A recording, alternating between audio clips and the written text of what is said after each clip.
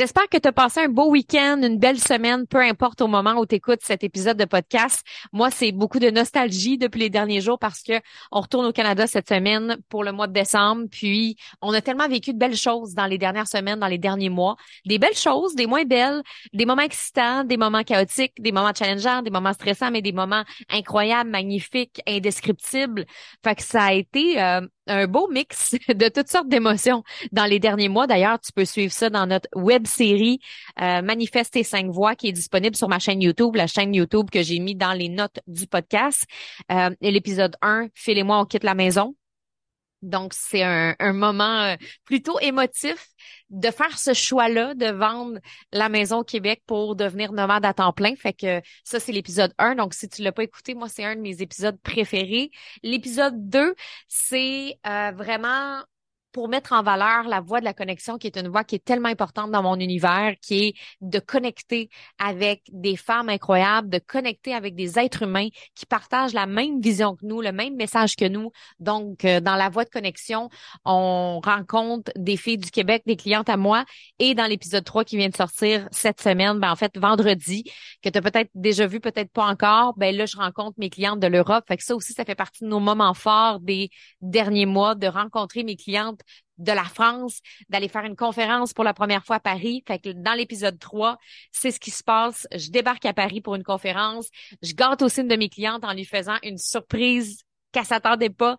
Fait que c'est beaucoup, beaucoup d'émotions dans cette web série-là. Puis j'ai hâte aussi que tu puisses voir l'épisode 4 du Costa Rica. Ça, c'est vraiment là aussi un de mes épisodes préférés parce que il y a beaucoup, beaucoup de mix d'émotions dans cet épisode-là. Fait que j'ai bien hâte que tu vois ça. Et justement, en regardant ces épisodes-là, en regardant la web-série, en regardant le parcours des dernières semaines, des derniers mois, ben, une chose qui me rend vraiment fière, c'est que mon entreprise travaille pour moi. Que je suis pas l'employé de mon entreprise, que c'est pas en fait mon entreprise qui décide et que c'est moi qui décide qu'est-ce que j'ai envie de faire, qu'est-ce que j'ai envie d'être au sein de mon entreprise. Puis trop souvent, ça arrive qu'on se sent prisonnière. En fait, ça m'est arrivé, moi, de me sentir prisonnière de ma propre business. Ça m'est arrivé de pas me sentir bien. Ça m'est arrivé de pas avoir de plaisir. Puis combien de fois j'ai voulu tout crisser cela, comme on dit, pour, je sais pas, pas pour redevenir employé, parce que ça, c'est pas quelque chose qui me parle, mais tu sais, juste de recommencer tout à zéro. Tu sais, des fois, on s'imagine que la toile blanche, c'est la solution, tu sais. Des fois, on s'imagine que, OK, ben si je repars à zéro avec une toile blanche, je vais pouvoir comme tout recréer. Ben, il y a quelque chose d'excitant, je trouve, dans la toile blanche, mais faut pas penser que la toile blanche, c'est la solution tout le temps. Dans le sens que des fois, on peut arriver devant une toile blanche puis ne pas savoir du tout quoi y mettre dessus. Et ça peut être challengeant, puis ça peut même créer l'effet contraire de stress, d'anxiété, de je sais pas trop où je m'en vais, puis j'arrive pas à savoir par où commencer, par où débuter. Donc, si on se sent comme débordé, dépassé, emprisonné dans notre entreprise, ça veut pas dire qu'il faut recommencer à zéro parce que ça se peut que recommencer à zéro crée aussi du stress puis de l'angoisse. Des fois, c'est juste d'observer sa toile, celle qu'on a créée avec tant d'attention, avec tant de créativité, avec tant de fierté. Puis des fois, on se dit peut-être, oh my God, qu'il y a du stock sur cette toile-là. Il y a du rouge, il y a du jaune, il y a plein d'affaires, mais en même temps, c'est beau, puis en même temps, c'est trop. Donc, qu'est-ce que je peux faire pour l'améliorer? Qu'est-ce que je peux faire pour la retoucher pour que ça me plaise sans recommencer au complet? Moi, j'ai plus envie de recommencer à zéro, mais j'ai envie, par exemple, de m'assurer constamment, jour après jour, semaine après semaine, mois après mois, année après année, que mon entreprise travaille au service de mes rêves. Puis qu'est-ce que ça veut dire, ça, que notre entreprise travaille pour nous?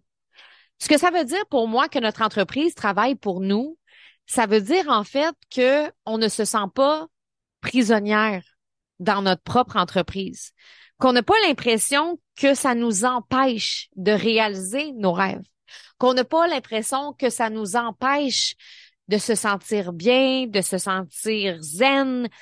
Tu sais, dans le fond, on crée une business pour avoir du fun. On crée une business pour répondre à un besoin, à une mission, parce qu'on a envie. Donc, on devrait jamais se faire chier avec une entreprise.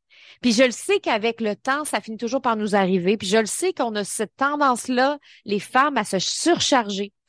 Ce petit côté superwoman-là qui ressort, puis cette espèce de feu-là, là, qui prend toute la place des fois par moment. Ça fait partie du cycle qu'on a aussi, d'être des fois dans ce feu-là. Ça fait en sorte que, sans s'en rendre compte, on s'éloigne de notre why. Sans s'en rendre compte, on s'éloigne de notre voix du cœur. Et sans s'en rendre compte, on s'éloigne de nos valeurs. Une des premières choses, j'avais déjà fait un épisode de podcast sur Vis-tu un clash de valeurs? Puis ça, c'était au début là, de mon podcast. Là. Je pense que c'est l'épisode 2 ou 3. Tu sais, ça fait longtemps, mais c'est encore d'actualité. C'est qu'on devrait toujours avoir une entreprise qui est alignée à nos 5 valeurs de base. Et pour moi, une valeur, c'est quelque chose qu'on peut perdre.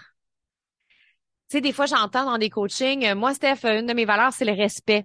Ben, honnêtement, je pense pas que dans ma vie, je pourrais perdre le respect. Tu sais, je pense pas qu'un jour, je vais me lever un matin puis je vais arrêter de respecter les gens. Ça fait partie de moi, ça fait partie de ma nature. C'est impossible que j'arrête de respecter les gens. Pour moi, l'authenticité, ça fait aussi partie de ma nature. Je peux pas me réveiller un matin puis ne plus être authentique. Ça me surprendrait vraiment que ça arrive. Pour moi, des valeurs, c'est des choses qu'on peut perdre. Des valeurs, c'est quelque chose qu'on doit constamment travailler en amont. En fait, pas travailler en amont, mais travailler en collaboration parce qu'on peut les perdre.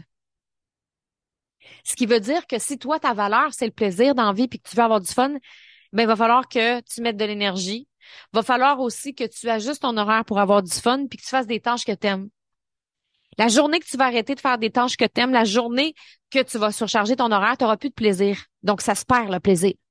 La liberté, c'est la même chose. Moi, la liberté, c'est une de mes valeurs les plus grandes. Et combien de fois dans ma vie, je me suis sentie emprisonnée dans des relations, dans des jobs, dans plein de situations de ma vie. Puis dans ce temps-là, je me mets à suffoquer. Puis dans ce temps-là, je me mets à angoisser. Puis dans ce temps-là, je me mets à vraiment pas me sentir bien. Puis là, je deviens un peu là chialeuse, irritable, irritée. Puis là, je suis plus capable de me gérer. Mais c'est parce que je suis en train de m'éloigner de ma valeur qui est la liberté. Parce que oui, la liberté, ça se perd. Oui, le plaisir, ça se perd. Donc, il y a plein de valeurs que l'on peut perdre. Et quand on les perd ou quand on s'éloigne d'eux, parce que, tu sais, je pense que c'est surtout ça, ça fait en sorte que on finit par devenir l'employé de notre business. Si moi, dans la vie, ce qui est important pour moi, justement, c'est le plaisir, c'est la liberté, c'est d'être épanoui et que toutes les actions que j'ai en place dans mon entreprise sont des actions qui ne me permettent pas ces choses-là, ben oui, je suis l'employé de mon entreprise. Puis mon entreprise travaille vraiment pas pour moi. Parce que pour moi, une entreprise qui travaille pour moi, ça veut dire qu'elle est en cohérence avec mes valeurs. Ça veut dire aussi que elle est en cohérence avec les rêves que je veux accomplir et qu'elle va en direction de mon why et de la mission que j'ai envie de mettre en place. Donc, pour moi, c'est une question à se poser constamment. Puis, tu sais, aujourd'hui, je sais pas à quel moment tu écoutes cet épisode-là dans ta vie, mais est-ce que tu as l'impression présentement que ton entreprise travaille pour toi? Est-ce que tu te dis, oh my God, en ce moment-là, mon entreprise me permet de réaliser mes rêves. Mon entreprise me permet d'avoir une liberté d'horaire comme j'ai toujours voulu.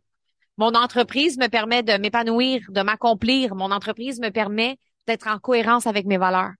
Si la réponse est oui, yes, c'est une bonne phase, c'est une bonne vibe, puis continue dans ce sens-là, puis tu peux être fier de toi, puis aujourd'hui, justement, savourer ça. Et si la réponse est non, en ce moment, je me sens pas bien. En ce moment, je suis fatiguée. En ce moment, j'ai pas de plaisir. En ce moment, j'ai même pas le temps de faire ce que je veux vraiment. Combien de fois est-ce qu'on a des priorités dans notre vie? Ah, moi, je veux prendre du temps avec ma famille, je veux prendre du temps avec mon chum, mais c'est pas ça qu'on fait.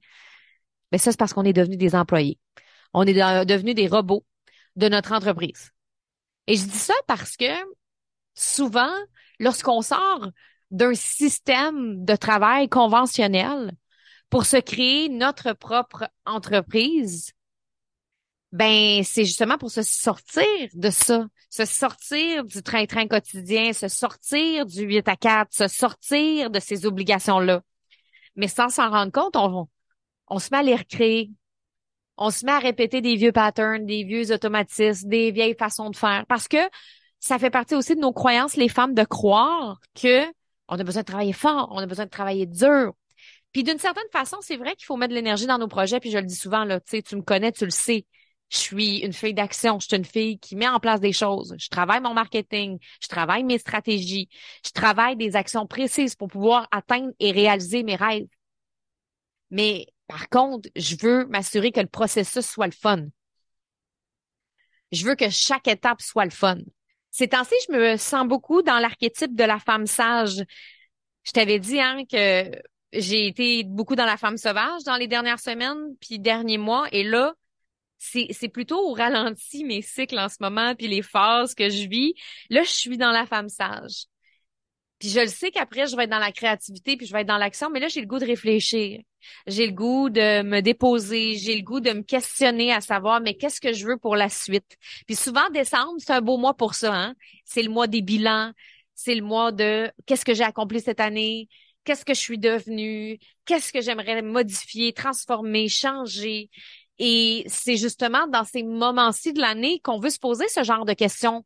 En ce moment, si je regarde mon entreprise aujourd'hui, à l'heure où on se parle, là, est-ce que mon entreprise travaille pour moi? Puis est-ce que c'est dans ce sens-là que j'ai envie de continuer? La réponse, c'est oui ou c'est non. Puis, bon, je suis peut-être un peu drastique en disant la réponse, c'est oui ou c'est non. Ça se peut que ce soit un petit mélange entre les deux, mais en même temps, qu'est-ce qu'on veut modifier, changer, transformer pour avoir une entreprise qui travaille au service de nos rêves? Parce que moi, ce que je réalise, c'est que des fois, on se met beaucoup de choses dans notre liste. Des fois, on met beaucoup de choses dans notre planification aussi. OK, cette année, je vais faire 3 lancements. Je vais lancer 2 produits. Je vais faire ci, je vais faire ça. Et là, à un moment donné, on tombe dans un cycle où on est plus mollo, où on est plus relax, où on a besoin de plus de temps pour nous. Et on réalise que notre entreprise travaille pas au service de cette énergie-là parce que, justement, c'est important que notre entreprise travaille pour nous en tout temps, pas juste de temps en temps. Puis je le sais que c'est un réajustement pour les femmes parce que des fois, on est dans une énergie de feu, puis des fois, on est dans une énergie de créativité, puis des fois, on a juste plus envie d'avoir de business. Puis là, tu sais, on a l'impression des fois d'être bipolaire de l'entrepreneuriat. C'est juste des cycles féminins. C'est notre cycle menstruel. C'est nos archétypes qui parlent. Et là, ben, en ce moment, moi, je le sais que quand je suis dans la phase de la femme sauvage, j'ai pas envie de rien faire. Puis quand je suis dans la phase de la femme sage, là, je suis plus en observation de c'est quoi ma suite, qu'est-ce que j'ai aimé dans les derniers mois. Et là, c'est le fun parce que justement, on termine ce voyage-là, Espagne, France, Costa Rica, et ça m'amène encore plus à me questionner sur qu'est-ce que je veux pour 2023. Puis comment est-ce que mon entreprise peut travailler encore plus pour moi en 2023? Parce qu'elle le fait déjà si bien, mais je le sais qu'elle pourrait le faire plus. Moi, mes challenges en ce moment, c'est pas les mêmes challenges que j'avais v'là 6 mois. C'est pas les mêmes challenges que j'avais v'là un an. C'est complètement différent. Fait que c'est toujours aussi d'être capable de se questionner sur qu'est-ce qui nous dérange présentement dans notre entreprise. Moi, j'ai quand même mis en place une grosse entreprise, puis des fois, dans des moments où je suis en voyage, où est-ce que je suis plus relax, où est-ce que je suis plus dans un mood tranquille, des fois, je peux sentir à quel point c'est gros ce que j'ai mis en place. Des fois, ça m'étouffe, cette grosseur-là, parce que je me dis, oh my God, j'ai beaucoup de clientes à servir. J'ai une équipe. Et des fois, j'ai l'impression que j'adore ça, avoir une équipe plein de fois. 80% du temps, j'aime ça. Mais il y a un 20% des fois où je me sens que j'ai juste envie d'être dans mon cocon, puis j'ai juste envie de réfléchir, puis j'ai juste envie d'être relax, puis j'ai pas envie d'être sur les médias sociaux non plus. Puis là, il y a ma tête qui me dit, ben là, c'est important que tu sois là, puis là, tu fasses des meetings, puis là, tu fasses ci, puis là, tu fasses ça. Et l'autre partie de moi dit, écoute-toi. Mais ce que je sais, c'est que pour 2023, je veux que mon entreprise reflète aussi ces différents cycles-là. Puis que c'est correct si, des fois, je fais pas de meeting avec mon équipe. Puis c'est correct aussi s'il y a des moments où je suis plus relax. Donc, je pense que ce qui est important aussi, c'est pas de remettre tout en question, mais de remettre en question qu'est-ce qui nous dérange. Puis moi, ce qui me dérange, c'est que je le sais que, vu que je voyage beaucoup, je change souvent d'énergie, mais vraiment rapidement. Donc, quand je suis au Québec, c'est plus relax. C'est comme si, dans le fond, je vis comme mon cycle menstruel mensuel, mettons. Quand je suis en voyage, Je tombe dans des phases longtemps. Hey, j'ai été en femme sauvage pendant des mois, puis là, je suis dans la femme sage depuis un bon bout. Fait que c'est comme si j'ai besoin de penser à tous ces aspects-là dans mon entreprise, sur comment mon entreprise peut travailler encore plus pour moi, sachant que je suis en voyage. Comment mon entreprise peut travailler encore plus pour moi, sachant que j'ai une équipe que je veux garder, puis que j'ai beaucoup de clientes à servir, mais que j'ai aussi besoin de mon temps à moi. C'est toutes des questions à se poser, puis c'est un moment tellement idéal pour ça.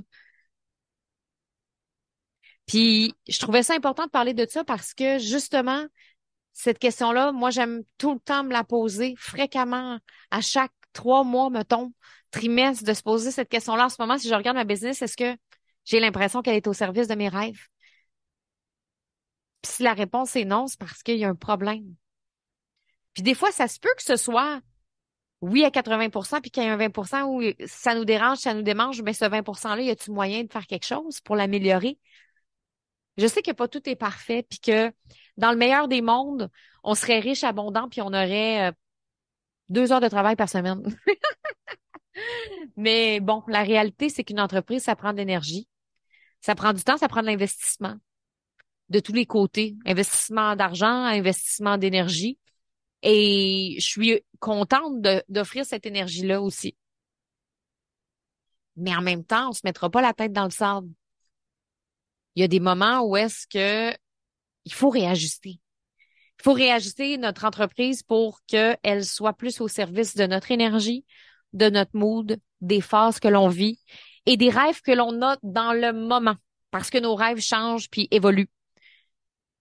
Puis quand on voyage, ben c'est un défi supplémentaire parce que nos rêves n'arrêtent pas d'évoluer parce que on est tout le temps en mouvement. On est tout le temps dans ce chemin.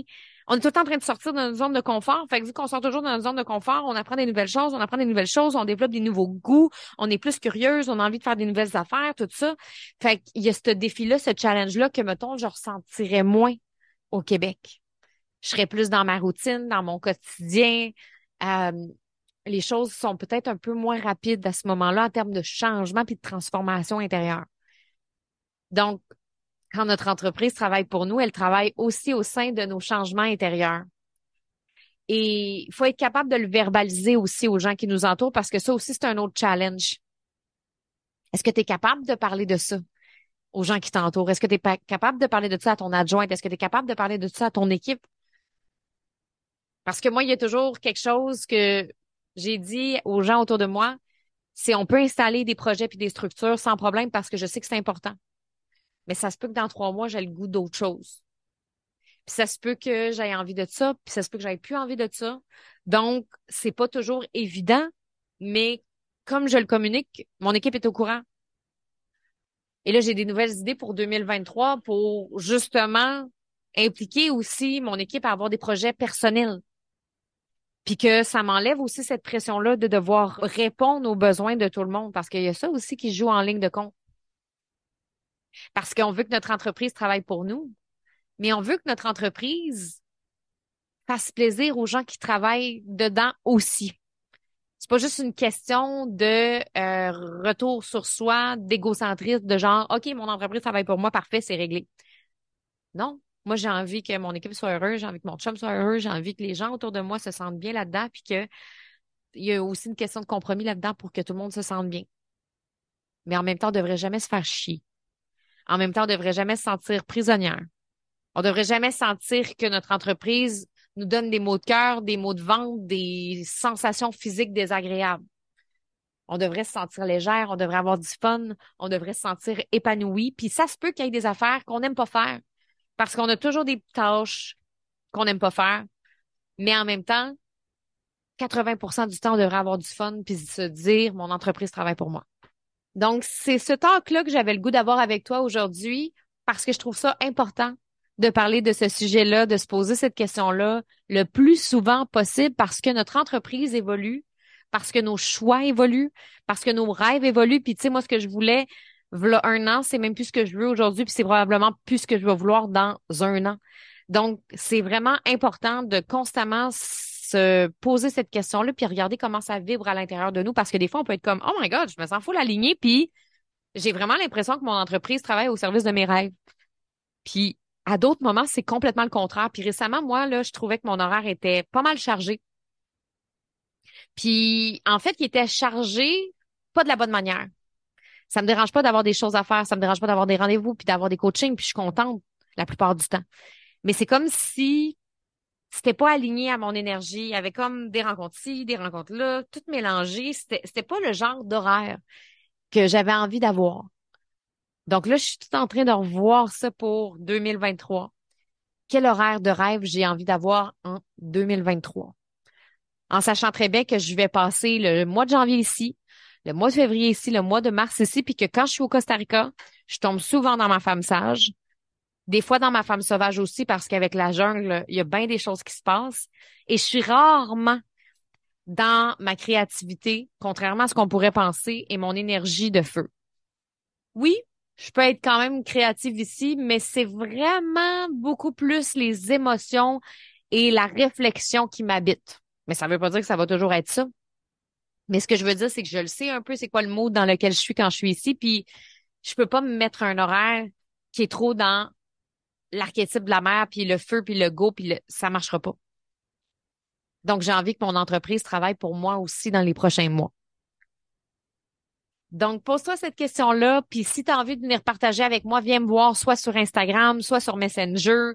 Tu peux m'envoyer un courriel pour me dire qu'est-ce qui est sorti quand tu t'es posé cette question-là. J'aime toujours ça avoir ton feedback. Tu peux aussi me taguer dans ta story Instagram quand tu vas écouter l'épisode, faire un 5 étoiles sur Apple Podcast aussi. Et je te souhaite une belle semaine. On se retrouve alors que je vais être revenue à la neige la semaine prochaine. Je veux pas y penser tout de suite. Bye! Ciao, ciao!